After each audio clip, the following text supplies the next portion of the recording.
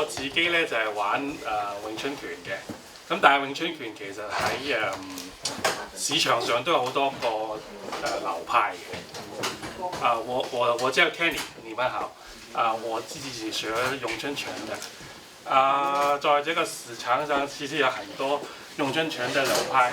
我學的這一家是廣州詠春拳。咁我學嘅係廣州詠春拳。咁我其實學嘅地方咧係喺加拿大，1996年學嘅。好啦，咁詠春拳咧，本來係由一位女士，佢叫伍梅師太創出嚟嘅。詠春拳是創自一位師太，她是少林師太，她叫胡美。創拳嘅時間大概係1700年至1800年之間，咁樣所以係女士創出嚟嘅。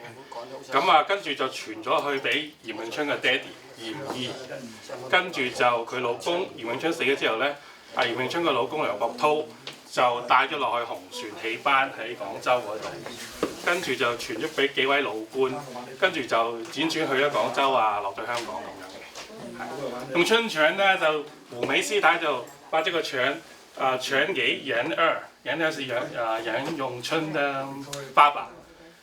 之後呢，嚴詠春的丈夫，他在嚴詠春死後就把這個拳帶去南方戲班，再有戲班這個樂器的老官，他們傳下去給廣州佛山到香港這樣的。好啦，咁簡單嘅歷史就講到咁上下啦。咁詠春拳本身係一個近身短打嘅武術嚟嘅。咁我就今日就同我個學生一齊可以示範一個我哋特別係我哋本門先有嘅叫做12散式，係其他詠春拳冇喺佢個系統裏面嘅。So today對不起，我們今天就會示範一個叫12散式，就是在我們這個系統裡面才有的，其他詠春拳是沒有的。我們會跟我的學徒一起表演一下。好，謝謝。好了 ，we can parallel face forward. Which way you prefer? We don't need to move, right? We don't close up the form. We need to. You want front and back? Yeah, you need to stand to the top. Okay. Just close. Okay. 好啦，咁我哋以下落嚟打呢個咧，叫做12散式。好。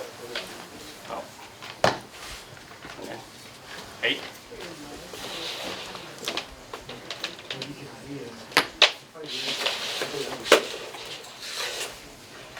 1、2、3、1、2、3、1、2、3、1、2、3、搭、2、3、攤、2、3、三星長，邊身長，2、3、搭外連，2、3、攤，2、3。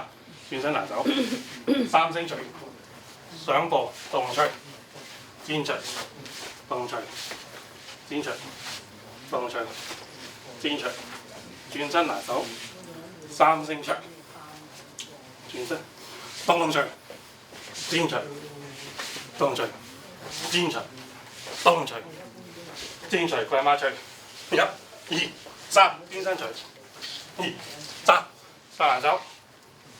2、下手，2、3、立手，外立，攤綁，綁手，跪出，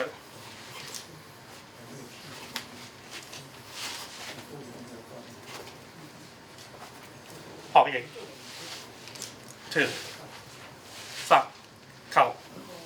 過咗10。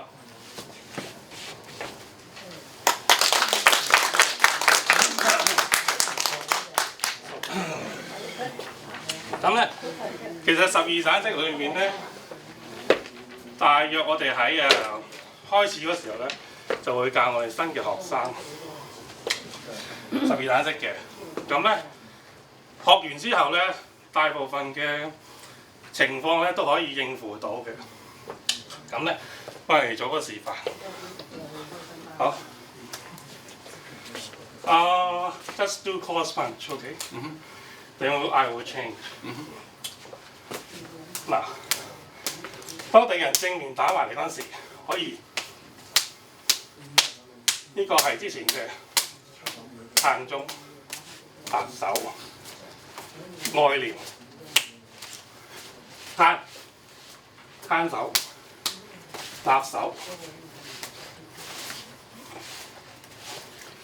綁。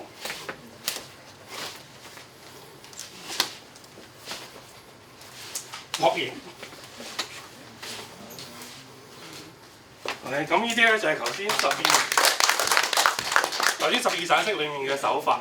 咁咧基本上咧係中路嚟嘅手都可以接到嘅。咁仲有一啲譬如外圍嘅手，通常敵人攻擊你咧都係在乎前面啦、上面同下面。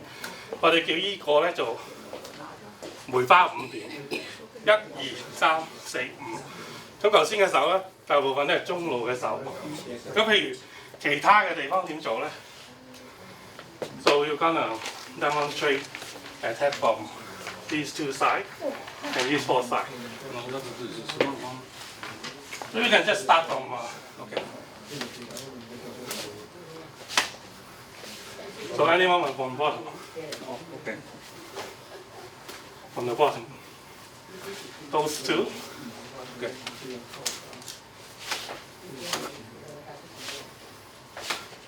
So anything from this angle, we use a 攔手 from the top, and the bottom we use this from the 12 separate form. 咁通常學生學咗12散式，掌握到啲基本嘅手法之後咧，再深造就會就係同其他詠春拳類似啦，就有3套拳、小念頭、尋橋標誌啦。咁有空裝同埋實裝同埋刀同棍嘅。咁咧，我哋可以喺度示範一下。另外咧就係黐手。咁黐手咧其實係知覺黐手係訓練你嘅感覺，因為咧詠春拳咧我個人嚟講覺得比較啱我，因為咧我記性好差嘅。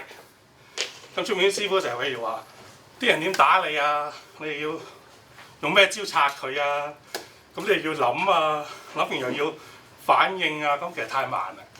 所以咧，我哋套拳咧係用嗰個感應去決定做乜嘅。好啦 ，let's try the sticky hand。咁咧，我哋 sticky hand 其實有依個方法，其實有2個方法嘅，不過今日會做依個方法。Just freestyle 啊。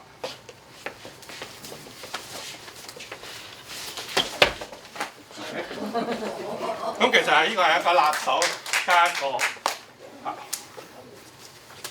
student regular yeah.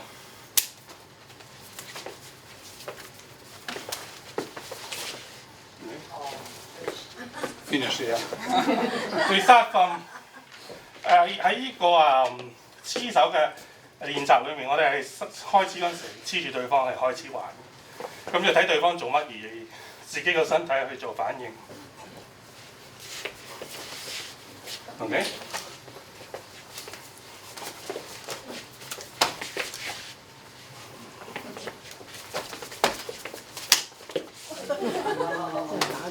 Relax, relax.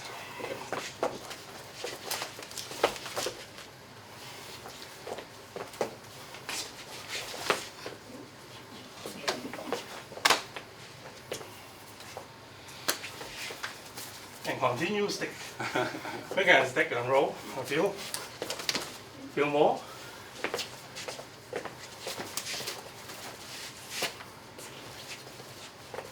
You can roll a little bit more. Okay.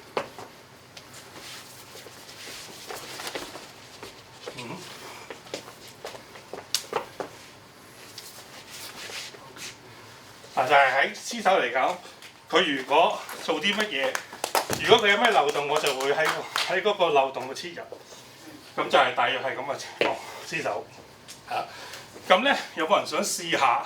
唔係想試下黐手，即係想試下，譬如去詠春其實有冇力㗎？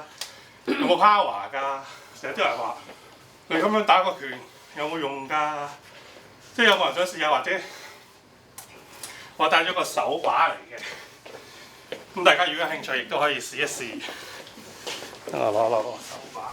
喂，表演下點樣踢法嚟嘅？啊冇乜點踢嘅喎，冇乜點踢嘅喎，踢親就好大件事嘅咯嗱，大家咧，大家唔使錫佢㗎，啊，你喎。有冇人想試下先？但係你又唔使驚佢打親你，打親你啲佢要道歉㗎嚇。因為嗱，頭先咧你睇到我喺黐手嘅過程咧，我個人咧通常就係喺佢打到之前我就停低㗎啦，係嘛？如果打落去就成面血㗎啦嘛，好危險㗎嘛。咁有冇人想試下呢個詠春拳？唔知喎。好啦，咁啊試一試啦嚇，即係向住嗰邊face that way，even if fly out。咁咧好多外家嘅拳咧都係講肌肉嘅力嘅運用嘅，咁同埋講距離。咁譬如好似空手道 karate， 佢會抽拳向後，盡量將呢個距離增長，咁啊多啲地方去發力啦。咁佢哋通常會咁嘅。呢個係 karate 空手道，咁咧佢需要距離。好啦，咁詠春拳咧係用structure， 即係用一個結構發勁嘅，咁咧需要時間。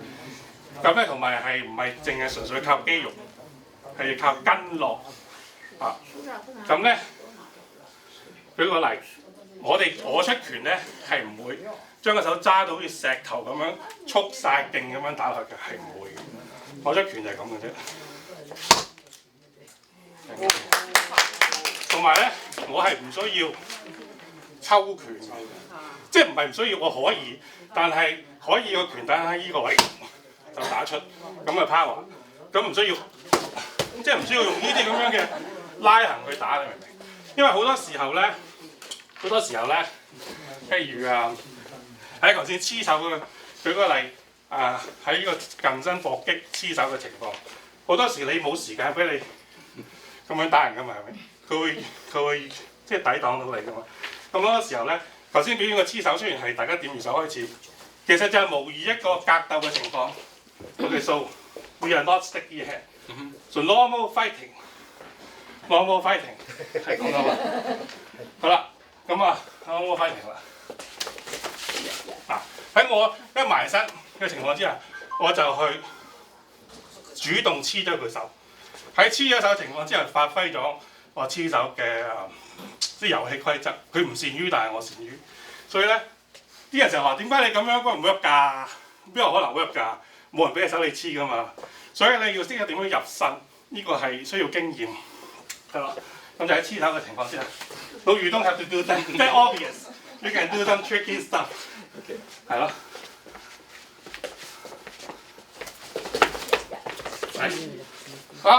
我肚捱一場，就戰你可能會捱場，但係我搶佢個頭。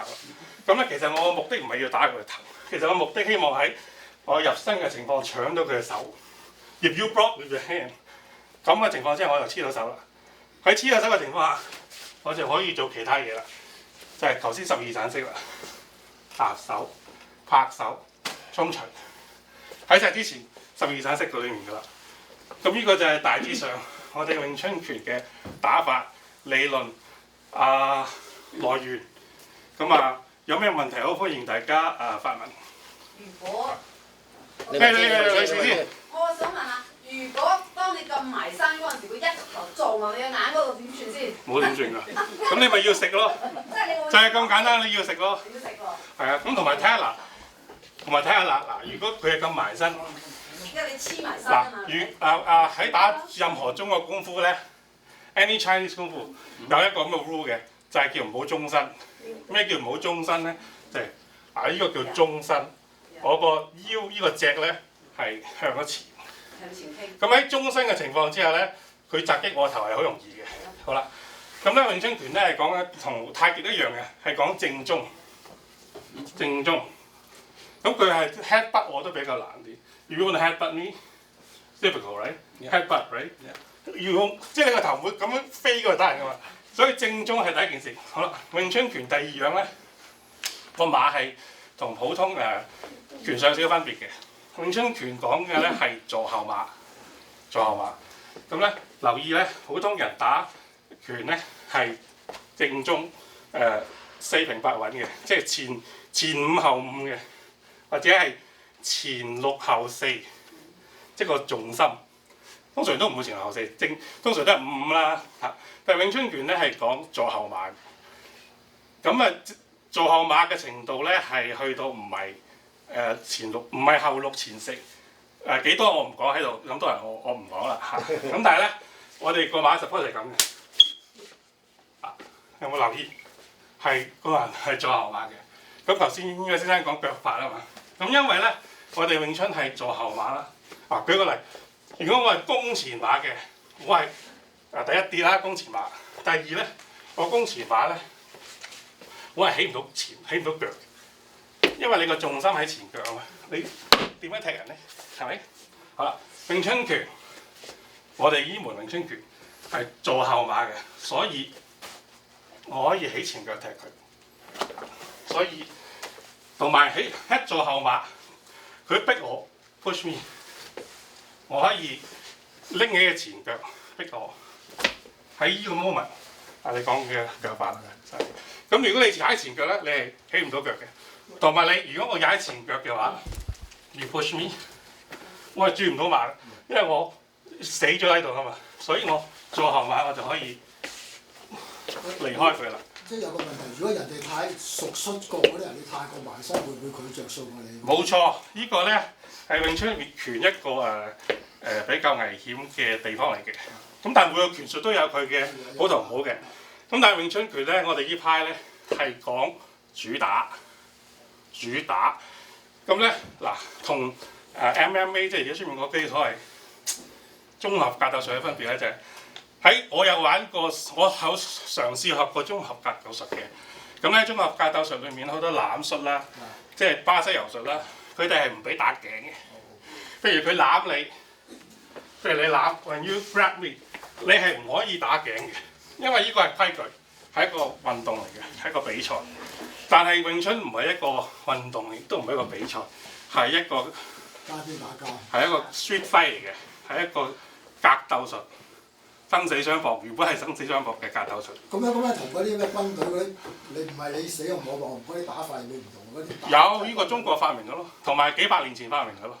咁其實都係攞嚟格鬥用。即係我睇人哋表演咧，軍隊打交士兵打交，佢唔係。其實好少用，差唔多好似一攬埋就好似摔角咁變咗。其實所有格鬥術咧，去到最後咧，都係一個同一個目的嘅啫，就係擊倒對方，盡快，唔好嘥時間，係最後都係一樣。咁咧，頭先翻返去詠春拳嗰度，咁啲攬點做咧？其實我哋詠春拳咧係主打，所以咧喺任何一個一接觸呢個喺呢個戰鬥嘅模式之下咧，我哋做嘅就係唔會選擇去攬對方。If you try to grab me，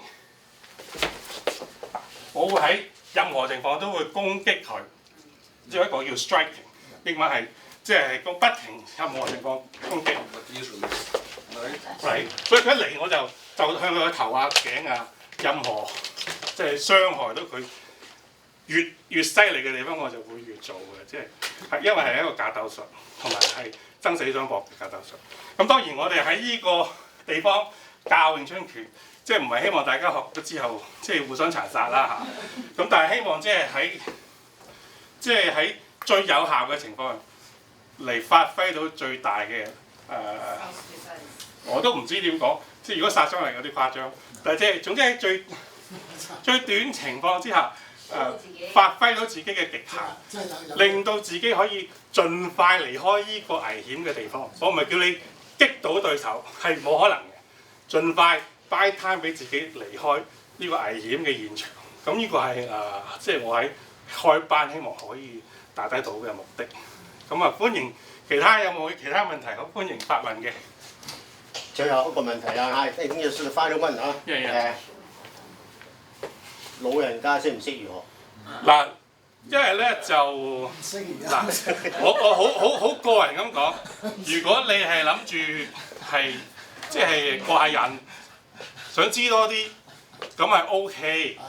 但係你話如果我想發揮到詠春拳嘅 power 咧，有少少困難嘅，因為你筋骨係已定嘅老人家，同埋比較脆弱啲啊。因為你明唔明啊？即係鈣質嘅流失嘅關係，同埋好多時，譬如你留意我出拳咧，因為我就算你老人家玩空手道，亦都唔適合，係咪？何況其實詠春拳嘅太強烈嘅武術唔適合。老人家我係絕對推介太極，非常對身體非常好。師傅呢，他非常客氣啊，他不說 no 啊，他就只是轉了一個彎，因為結果就是不適合啦。因為武術真是對身體的要求太大，怕有損傷，所以太其實對身體是老人家來說，比較簡單同埋舒服一點，嘅關節方面都一樣。好嗱，多謝你師傅。我的普通話不太好，對不起。多謝你師傅。私底下真係仲有一個問題啊，最後一個問題。最後一個問題，歡迎。交幾錢學費？呢個問阿林 Sir，因為我咧係喺度咧，唔係為咗錢教，我係即係純粹係想教識金教嘅下一個 generation， 即係推廣俾有緣嘅人嘅啫，完全唔係為錢嘅，係啊就咁簡單。要咩價錢就問阿林 Sir。好啦，多謝。即係佢唔係為錢嘅，我係。咁啊，關我好多謝你師傅。其實咧，同我即係一齊約埋玩呢個中心嘅，玩呢個社嘅咧，冚唪唥都係唔係為錢嘅嚇。咁所以咧，呢個精神咧，我哋係貫徹。頭先我點解咁問佢咧？就係因為咧，我要即係強調一點，我哋呢個社咧，唔係淨係俾老人家嘅。即係你帶老人家嚟，你都有份玩嘅；你帶啲細路嚟都有得玩嘅。即係我哋唔係淨係限老人家。你如果係嚟咧，你可以幫手服侍埋啲老人家啊。咁啊，這個是我們的精神啊。我們是服務老人家，但是呢，不限於老人家才能夠參加我們的事。請你參加我們有青年人的那些節目，也請您進來幫忙服侍老人家。好不好啊？嗱，今天嘅節目呢到此為止啊，到此為止。但係呢，我哋希望咧有少少嘅茶點呢，大家仲係有嘢想澄清嘅呢，我哋有一個表係發俾大家，我哋可以將兩張台呢移出嚟呢，大家係需要呢係填一填。喂，你嗰個表啊，嗰啲節目冇一個啱我時間喎，請你填一填。